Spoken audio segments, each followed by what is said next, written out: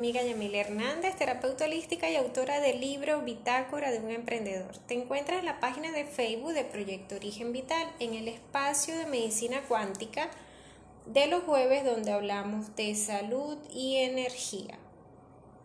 Hoy vamos a hablar de la epigenética, pero como estamos en transmisión en directo, déjame chequear por este teléfono que ya esté en directo y que todo esté bien. Hoy vamos a hablar de la epigenética y a partir de hoy las transmisiones van a ser en vivo para poder tener un feedback con ustedes y poder aclarar todas las dudas.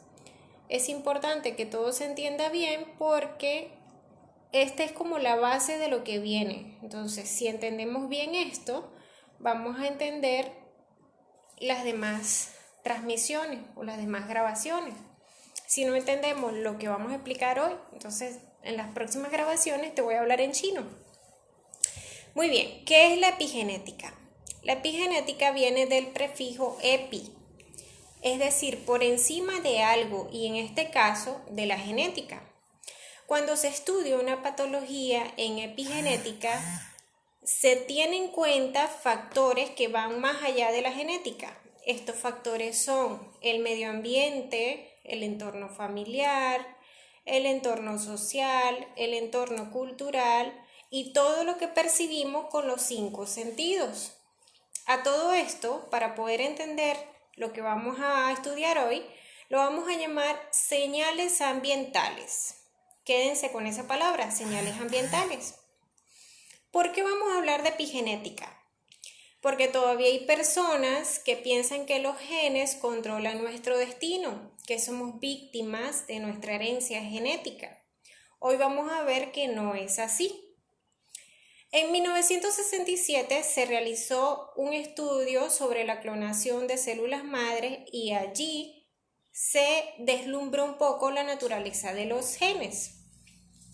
Esto que tenemos aquí es una célula, ¿verdad? Esto es un cromosoma y este es el gen. ¿Qué es lo que sucede? Que las señales ambientales entran al núcleo de la célula y pueden afectar o la molécula de proteína de que forma el cromosoma o pueden afectar al ADN. Aquí les voy a mostrar, esta es la célula, este es el cromosoma y este es el gen. Para verlo un poco mejor, voy a usar este dibujo que les hice para explicarles cómo es la dinámica. Muy bien, el cromosoma tiene una cubierta. ¿Qué es lo que sucede? Que cuando una señal del medio ambiente entra a la proteína reguladora, que son estas que ven aquí, se adhiere a la proteína reguladora, lo que hace esta proteína que regula la lectura del gen es desprender la cubierta del ADN para que la enzima ARN polimerasa pueda copiar el gen y llevarlo al citoplasma para sintetizar la proteína. Es básicamente, si utilizamos una analogía, vamos a usar mi brazo. Esta marca roja que yo tengo aquí es como decir los genes de los ojos azules. Para yo poder hacer una lectura de este gen, el cromosoma está así, tiene una cubierta, está tapado, ¿verdad? Viene una señal del medio ambiente, entra en contacto con una de las proteínas reguladoras y lo que hace esa proteína es descubrir el gen. Lo descubre para poder, la enzima polimerasa ARN, para poder hacer la copia de este gen.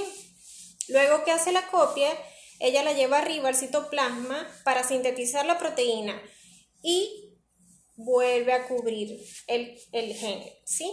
Eso es todo básicamente lo que sucede aquí. Este es otro dibujo. Aquí lo pueden ver, el ADN, luego abre el ADN para copiar la información, para leer el gen y luego lo cierra. ¿Por qué yo estoy mostrando esto? Estas son las enzimas, las proteínas reguladoras, así son. ¿Ven? Ok. ¿Por qué quiero que entiendan esto? Porque esta es la base. Es como decir, quiero que quede claro que los genes no se apagan ni se encienden. Lo que hacen los genes es actuar como una plantilla, es actuar como un plano, que básicamente van a ser leídos. Lo que cambia no es el gen, lo que cambia es la lectura del gen. Entonces, recapitulamos. La señal del medio ambiente entra, tiene contacto con una de las proteínas reguladoras.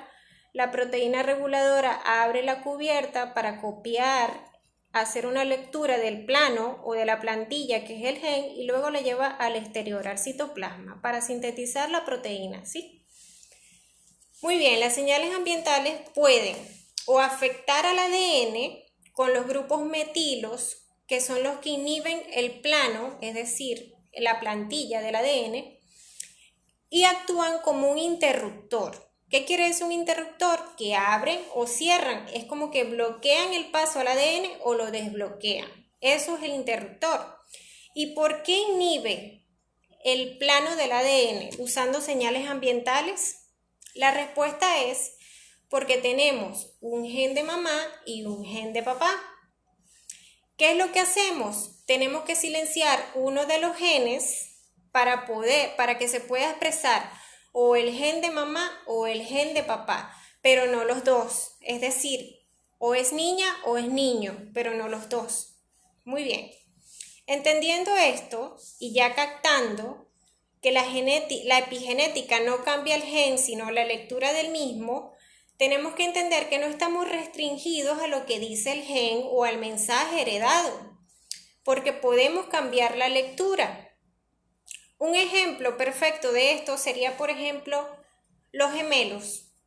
Los gemelos, cuando nacen, son idénticamente, en el ADN son idénticos. Es decir, si separamos a uno de los gemelos, vamos a suponer que lo enviamos a Costa Rica y al otro lo dejamos en Venezuela y le volvemos a hacer una lectura de los genes a esos gemelos después de un año, vamos a ver que la lectura de los genes divergen en el tiempo. ¿Y qué pasa si uno de los gemelos muere de cáncer? Como si al nacer eran genéticamente idénticos, uno de los gemelos murió de cáncer. ¿De dónde vino el cáncer? Si eran genéticamente iguales. Lo que sucede es que las alteraciones epigenéticas, es decir, las señales ambientales, fueron las que causaron que uno de los gemelos activara el cáncer. Esto lo vamos a ver un poco más claro en el siguiente ejemplo. Vamos a poner otro ejemplo. Orny, que es un médico de Estados Unidos, él hizo un experimento con un grupo de pacientes de cáncer de próstata. Lo que hizo fue dividir el grupo. A uno les dio el tratamiento convencional del cáncer de próstata y a los otros les dio simplemente una dieta con productos naturales, los colocó en meditación y les bajó el estrés lo máximo que pudo. Es decir, no les dio medicamentos, sino un cambio en el estilo de vida. Luego, al hacer mediciones después de 3 meses, lo que Orny vio fue que simplemente el grupo que estuvo en el cambio del estilo de vida, 500 de los genes cambiaron su función. ¿Qué es lo que nos demuestra esto? Que no tenemos que matar a las células cancerosas, porque las células cancerosas solo son un síntoma de un mal estilo de vida y de mucho estrés. Entonces, el medio ambiente y tu percepción de la realidad es lo que controla la expresión de tus genes. Muy bien, hasta ahí estamos claros. Ya vamos entendiendo que el gen es una plantilla y que lo que cambia es la lectura del mismo.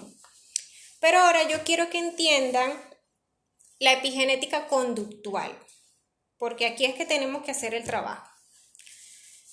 Voy a leer, para que cada quien lo interprete a su manera, un estudio sobre la epigenética conductual que se llevó a cabo en 1992 por los científicos Michael Meny y Moshe Saif en la Universidad de Montreal en Canadá.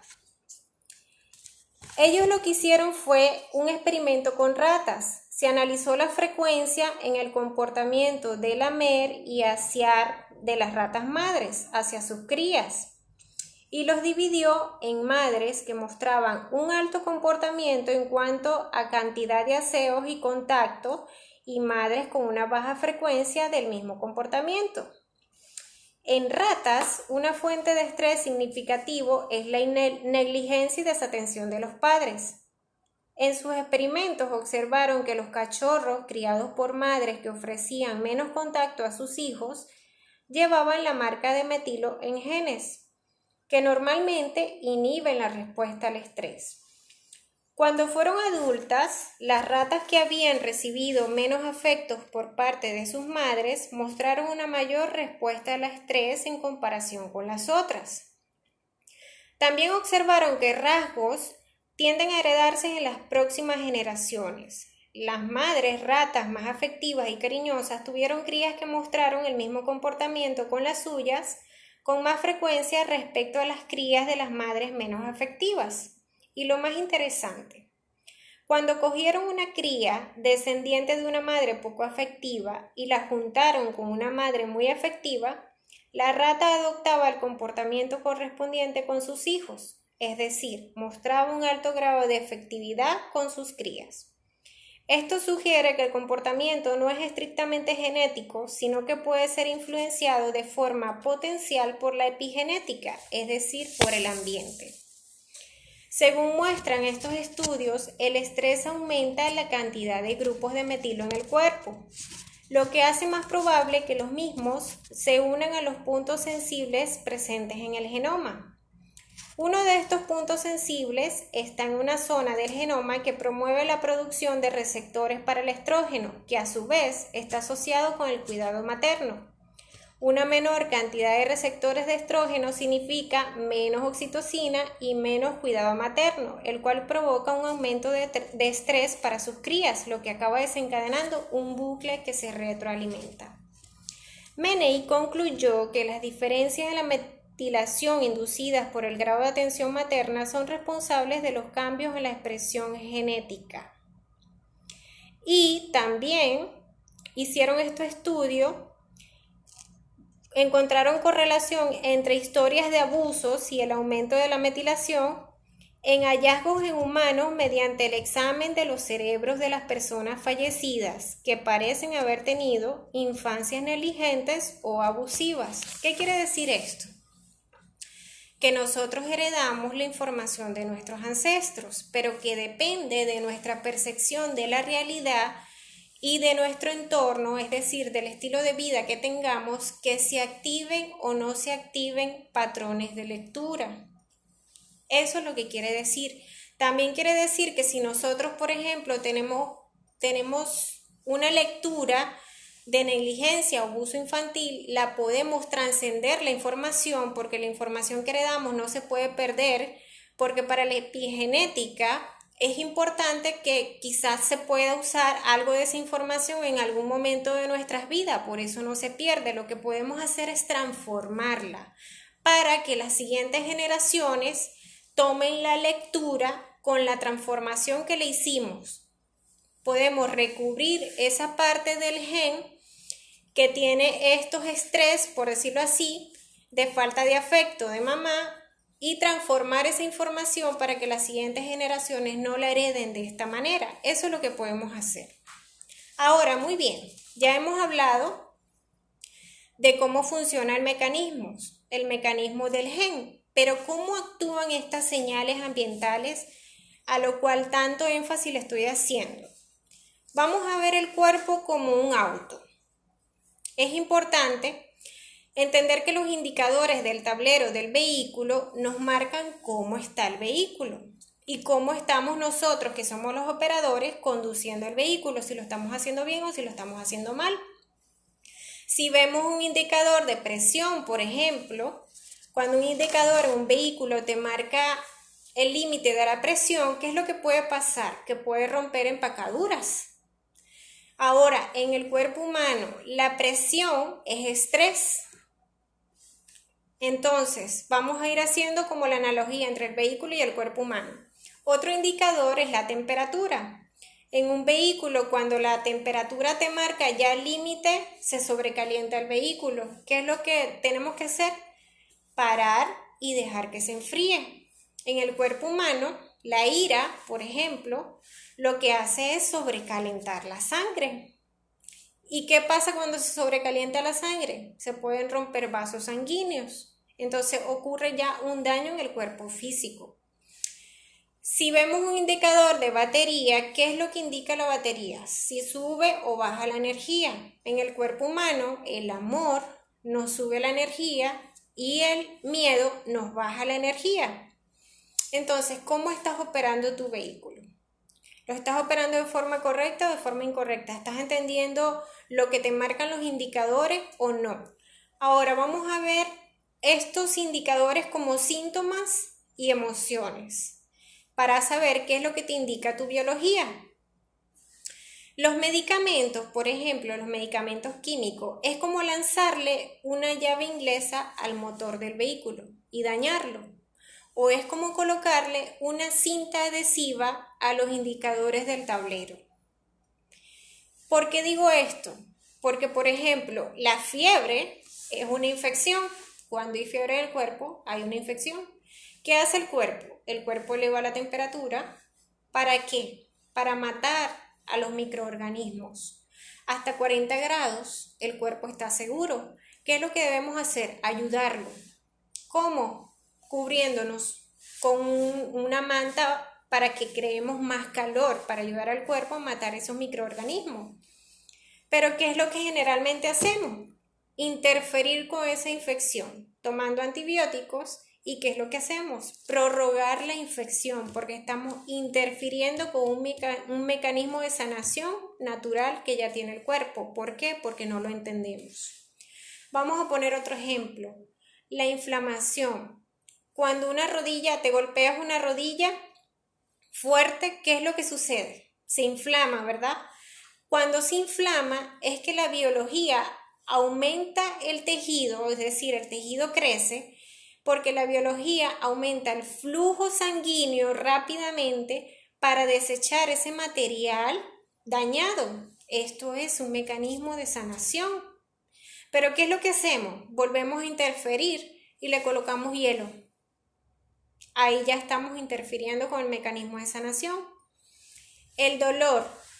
El dolor lo que hace es ordenar que no se use esa parte del cuerpo. ¿Para qué? Para que cuando esté ya quieta, no la usamos, pueda sanar. ¿Pero qué hacemos? Interferimos usando analgésicos. Entonces, ¿cómo estamos operando el vehículo? ¿Estamos entendiendo los mensajes del cuerpo? Vamos a entender algo. Las señales ambientales, al conectar o al adherirse a la proteína, crean un comportamiento. Ese comportamiento, cuando no lo comprendemos, lo vemos como enfermedad. ¿Pero qué es lo que causa la enfermedad? La enfermedad, si vemos la naturaleza de las emociones y los síntomas, pueden ser causadas o por las señales del medio ambiente o por las proteínas. Y a lo mejor me preguntarán, ¿y existen las proteínas defectuosas? Sí. Puede haber proteínas defectuosas, menos del 10% de las proteínas pueden ser defectuosas y algunos científicos dicen que menos del 2%. Pero aquí la otra causa de las enfermedades son las señales ambientales, es decir, el estrés. Y para esto voy a explicar este esquema. Si la genética que programa la proteína no lo hace bien, crea una proteína disfuncional. Ahora bien, muy bien, aquí tenemos señales ambientales. Las proteínas reguladoras, esa va al ADN y al ARN y luego la proteína que toma la lectura del gen. Pero en este mecanismo arriba de las señales ambientales está la conciencia. ¿Por qué? Porque como percibimos la realidad y como tenemos, de acuerdo al nivel de conciencia, es que vamos nosotros a tomar las señales ambientales. Lo vamos a ver más claro si yo lo explico de esta manera. Los traumas es un estrés físico. Eso sería una de las cosas que altera las señales del medio ambiente. La otra son las toxinas, que son el estrés químico. El estrés químico son los medicamentos, por ejemplo. Y los pensamientos incorrectos, que ya es la parte emocional, que serían las creencias, los valores, la percepción de la realidad. Todo esto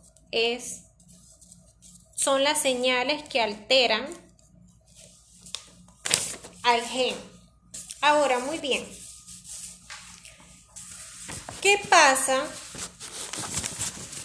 Por ejemplo, para explicar, ¿qué pasa cuando en el cuerpo hay estrés? Primero que nada, tenemos que saber que hay dos tipos de estrés.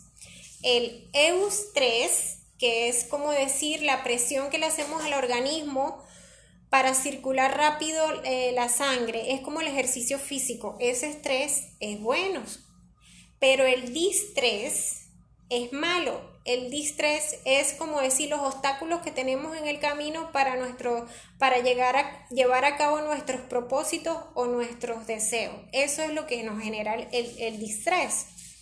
¿Cómo se comporta la célula cuando hay estrés? Vamos a ver, si colocamos una célula en una lámina de Petri o la colocamos en una lámina de cultivo y le damos a la célula para que crezca, por ejemplo, algo que le haga crecer un alimento sin químicos, ella automáticamente se abre y lo obtiene, pero si le colocamos algo que le genere estrés, ella lo que hace es cerrarse. ¿Y qué es lo que pasa aquí? Que la célula tiene entonces dos comportamientos, uno de crecimiento y uno de protección, pero son excluyentes, es decir, no los puede tener los dos a la vez. O la célula está haciendo el crecimiento, que es cuando hace como todas sus funciones de mantenimiento del cuerpo, que el mantenimiento del cuerpo nos da vitalidad, que es cuando la sangre está generalmente en nuestras vísceras abdominales. Ese es el crecimiento. Cuando hay una amenaza, lo que sucede es que se cierra. Es un mecanismo de protección por estrés o huida. Vamos a suponer que te está persiguiendo un tigre. Entonces, por ese estrés, por esa huida, ¿qué es lo que va a pasar? Que tienes que movilizar sangre a los músculos que necesitas para correr, para que no te atrape el tigre. ¿Cuáles son esos músculos? Generalmente son las piernas. ¿Qué es lo que hace entonces el cuerpo? Libera la sangre y la lleva a las piernas. Lo hace desde las vísceras, busca todo en el cuerpo, todos los lugares que no se necesita en ese momento sangre, y las colocas todo en los músculos porque son los que necesito yo para salir corriendo del tigre. Entonces, generalmente los vasos sanguíneos de las vísceras en esos momentos de estrés o huida se cierran. Entonces, cuando yo estoy en ataque o defensa, en huida o paralizada, es decir, estoy paralizada, en bloqueo, no me está funcionando el sistema inmunológico. ¿Por qué? Porque el cuerpo puede o estar en protección, es decir, en defensa, o puede estar en vitalidad o en crecimiento, pero no los dos a la vez. Nada hace el sistema inmune protegiéndote si lo que estás es corriendo de un tigre. ¿Sí me comprenden? Ok, ahora entendiendo esto, tenemos que entender dos cosas. ¿Qué pasa si entra un patógeno en un cuerpo sin estrés? Lo que va a suceder es que como tienes el sistema inmune trabajando, te vas a sentir saludable y no vas a presentar síntomas. El crecimiento del patógeno se va a detener de inmediato porque el sistema inmune va a hacer su trabajo. ¿Y qué pasa cuando un patógeno entra en un organismo con estrés? el sistema inmune ya está inhibido, entonces genera los síntomas y causa la enfermedad. Y ahora que estamos hablando del sistema inmune, si me preguntan a mí si estoy de acuerdo con las vacunas, mi respuesta es no, pero la voy a fundamentar. Las amígdalas, estas que tenemos aquí, no las que tenemos en el cerebro, que ya las del cerebro ya la expliqué, que son un conjunto de neuronas que hacen como una forma de almendra pequeñita, que precisamente se activan cuando uno está corriendo de un tigre o tienes un bloqueo, te quedas como paralizado o huyes. En esos tres de ataque, huida o bloqueo, la amígdala activa todas las alarmas del cuerpo precisamente para llevar la sangre a los lugares que lo necesita y genera unas ciertas alarmas en el cuerpo que ya yo expliqué en el reto número 4 que vemos en inteligencia emocional los lunes, qué podemos hacer para salir de ese estrés de manera rápida y que no cause daños en el organismo. Si no lo has visto, velo, porque es como una forma de apagar la amígdala para liberarte de ese estrés y no causar daños en el cuerpo. Muy bien, ¿por qué no estoy de acuerdo con las vacunas? Porque las amígdalas que tenemos aquí en la garganta son un centro de aprendizaje. Déjame mostrarte una foto, una imagen. Aquí tenemos 6 amígdalas que ven aquí. Las tubáricas, las palatinas, las linguales y las adenoides. Son 6. Esto es un centro de aprendizaje. Es un mecanismo de vacunación natural que tenemos en el cuerpo, que se encuentra en la garganta. ¿Cómo actúa este mecanismo? Vamos a poner el ejemplo de los bebés. Los bebés, cuando están pequeños, se llevan todo a la boca. ¿Por qué creen que se llevan todo a la boca? Porque ellos lo que hacen es entrenar a sus amígdalas a conocer todos los patógenos que se meten a la boca. De esta manera, la saliva crea anticuerpos haciéndolos inmunes a ese patógeno. Es decir, este centro de aprendizaje y de vacunación natural que ven aquí son centinelas. Podríamos decir que son centinelas. Cuando una vacuna entra por la piel, inyectándola con una inyectadora, lo que sucede es que confunde al sistema inmune, porque el sistema inmune dice, ¿cómo llegó esto aquí? ¿De dónde vino? Entonces se confunde, y cuando se confunde, lo que hace es comprometer la salud del individuo. A los 2 años de edad es que viene madurando el sistema inmune del individuo. Así que yo considero peligroso usar vacunas antes de ese tiempo. Las vacunas que se pueden usar son las orales porque pasan por los centinelas, es decir, pasan por el centro de aprendizaje que tenemos aquí en las amígdalas.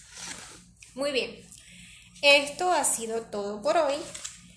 Se necesitan personas que quieran aprender sobre estos temas. Se necesitan personas que quieran entender la comunicación celular, cómo influye la conciencia en el ADN y viceversa, y experimentar principalmente la autosanación para poder obtener la sabiduría de la experiencia y para poder ser faros de luz a otros en el camino. Yo doy formaciones privadas a las personas interesadas en aprender sobre medicina cuántica. Hay que desaprender y aprender, romper paradigmas y conocer las tecnologías de vanguardia, los descubrimientos actuales, ¿sí? Que han demostrado que la ciencia, que sí que nos ha ayudado a llegar hasta lo que somos ahora, pero ya está obsoleta, ya hay nuevos paradigmas y nuevas tecnologías que nos permiten comprender cómo autosanarnos. Y para la próxima transmisión yo voy a dejar una pregunta al aire. Se trata de la longevidad. ¿Crees que se puede revertir el envejecimiento? En la próxima transmisión vamos a hablar de eso. Esto ha sido todo por hoy. Gracias por haberme escuchado y los espero el próximo jueves, como siempre, a las 3:33 p.m. hora Costa Rica, para seguir aprendiendo sobre medicina cuántica, salud y energía. Estamos. Bye bye, nos vemos pronto.